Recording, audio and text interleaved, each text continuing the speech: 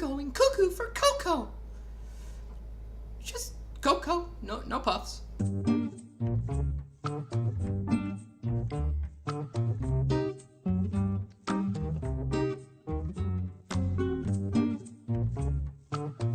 Pixar has just come out with its newest movie. We all love Pixar, we all love seeing what comes out with them, but is this the best Pixar movie, as some reports have said? The first thing you have to realize is with every Pixar movie, actually with every single movie, if you look hard enough, you'll probably find a critic that says this was the best of its kind. So in this regard, some have said that Disney Pixar's Coco was the best Pixar movie that we've ever had.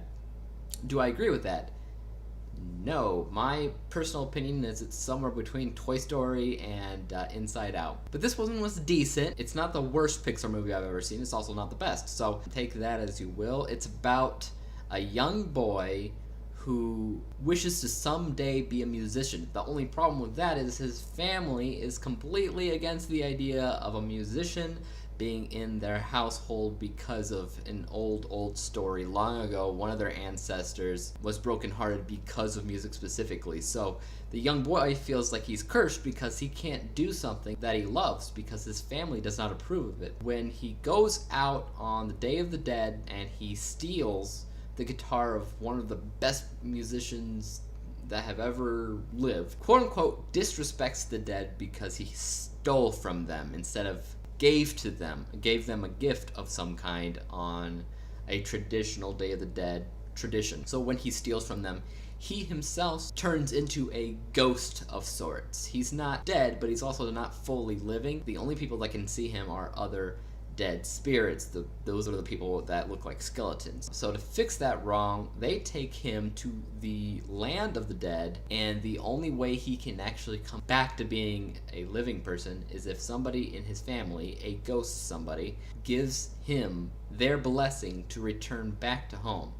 He doesn't want to take their blessing though. That would mean he still has to give up his dreams of being a musician. So he instead tries to find another ancestor who doesn't hate music to give him his blessing to go back home before he himself turns into a fully dead person. So let's take a look at Sprite. That's better. First of all, we look at the people category, and with Pixar, this is usually a pretty easy one to get by with flying colors. However, this time around, I don't think I felt the magic I normally feel with Pixar. With acting, it's hard to say. I don't really feel like anybody's really emotional. I know that it's a cartoon, so it makes things a little bit more difficult. Some people have said that they cried during certain parts of this movie. Honestly, I've seen better emotion from Pixar in other films. Inside Out is all about emotions, for instance, so it's hard not to say that's great. This one, though, it's okay. It's not the best. It's just fine. 1 out of 2 possible stars. Characters, this was pretty much guaranteed from the get-go. It's Pixar. You gotta have great characters. I don't think I've really seen a Pixar movie that didn't have great characters all around, and this one is no exception. I love all the characters. They're diverse, they are different, they are exactly what they need to be for this movie to really feel good with characters. So 2 out of 2 possible stars for characters. Casting. Was everybody cast right? Could anybody else voice these characters? To be completely honest, I have to say anybody could have been voiced by anybody. The people who were cast did a fine job. Nobody did a bad job. They just could have been cast by somebody else, I guess. So 1 out of 2 possible stars for casting. Importance. How does everybody add to the plot? This is another one where I think Pixar usually excels in, but this time around I did not feel the importance from everybody. There are characters that are definitely important to the plot of the story. However, specifically with the child's family in general, they all sort of blend together. With their distaste for music and musicians, they all blend together. They are different, diverse characters, but as to their importance to the plot, it is what it is. They all add to the plot exactly the same. They're all shoemakers, they all hate music, they're all one giant monster of the same thing. So with importance, I have to give it 1 out of 2 possible stars. How about chemistry? How well does everybody work together as characters? I think for the most part this is fine. It's obviously not the best, but I also didn't have any problems with the chemistry. So I will give chemistry 2 out of 2 possible stars. That gives the people category a whole whopping 7 out of 10 possible stars. Not the best, not the worst. Let's keep on going. Writing. With the dialogue, I usually find something enjoyable here, whether it is a line of speech, just the way people talk, or maybe it's a musical and I like how the songs were written. But other than the one song, Remember Me, I don't really consider this super memorable when it comes down to what things are said or how things are said or anything like that. 1 out of 2 possible stars. How balanced it is. Part of this movie is a coming of age tale. Whenever you have a movie like this where there's an identity crisis in motion, the kid wants to be something but he can't be it because whatever reason. So this part of this is coming of age, absolutely. Part of it had plot about trying to get back home, but he would have not had that problem in the first place if it weren't for the coming of age story. So I think because of that, it doesn't feel as solid as it could have felt with a more solid plot. So I have to give it 1 out of 2 possible stars for that. How about the story itself? Well, this is the upside of that. The story, when it comes down to coming of age, are actually pretty strong. They are deep, they are emotional, they have meaning where some movies with just plain plots don't. So when it comes down to identity crises and trying to find yourself in places you never thought you would, this gets full points, so 2 out of 2 possible stars. How about originality? I would say it's pretty original. I don't think I've really seen much when it comes down to the Day of the Dead, the traditions there, so I'm happy to say that I felt as though this was fully original. 2 out of 2 possible stars. How about interesting? I'll say this much. The trailers and the advertisements, they never really interested me enough to see the movie. The only reason why I did was because it was Pixar, and I trust Pixar for the most part, so I went to see it, and I was genuinely impressed for the most part that it was better than I imagined it could be. When it comes down to interesting, I have to only give it 1 out of 2 possible stars because advertisements didn't really do it for me. The movie did a lot better job. That gives the writing category another 7 out of 10 possible stars.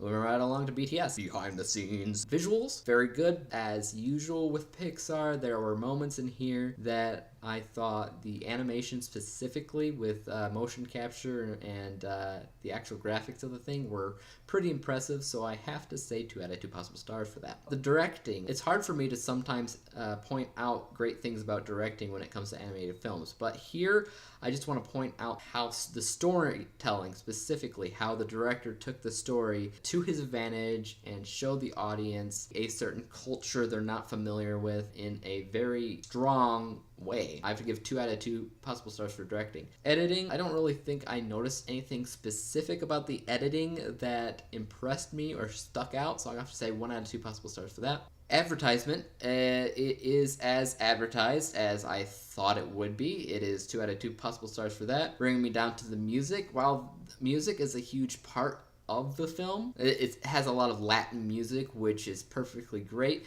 However, Latin music isn't the kind of thing I listen to on the radio constantly, so I have to give music 1 out of 2 possible stars. It did exactly what it needed to do, but I won't be listening to the soundtrack. Narrative arc score. So we're looking at the introduction, which basically had us introduced to this family and what they deem important and not, and mostly about that, how the kid likes music but doesn't know how to fully express himself at this point.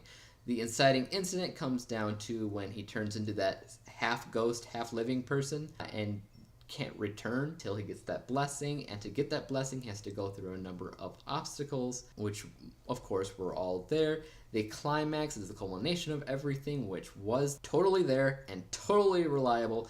The falling action, does it calm down and return to a new norm that is different from the beginning? Yes, yes, yes, yes. All yes, 10 out of 10 possible stars for all of these. Next, we're looking at the entertainment score. How entertaining was this? It's rewatchability. Will I rewatch it? I don't think I really have a problem rewatching it. I will say this. Rewatchability was 1 out of 2 possible stars just because I'll watch it at some point, but I won't go looking for it if it's on TV. If somebody else wants to watch it with me, great. Other than that, fun. Was it a fun movie? I had fun in certain parts of the film, but I wasn't having fun watching it throughout. So I'd say 1 out of 2 possible stars for that. Do I have an impulse to buy it? No, 0 out of 2 possible stars. Do I have an impulse to talk about it? Also not, other than this review. 0 out of 2 possible stars. And does it suck the audience in? Yeah, I mean, it does here and there, not too terrible. I will give that 1 out of 2 possible stars, which makes the entertainment score 3 out of 10. Don't take that the wrong way. 5 out of 10 is perfectly entertaining. 3 out of 10 it was decent. 10 out of 10, by the way, means it blew my mind. My mouth is on the floor. I don't know what to do with myself. I can't sleep. It was amazing. I gotta tell other people about it. Oh my gosh, oh my gosh, oh my gosh.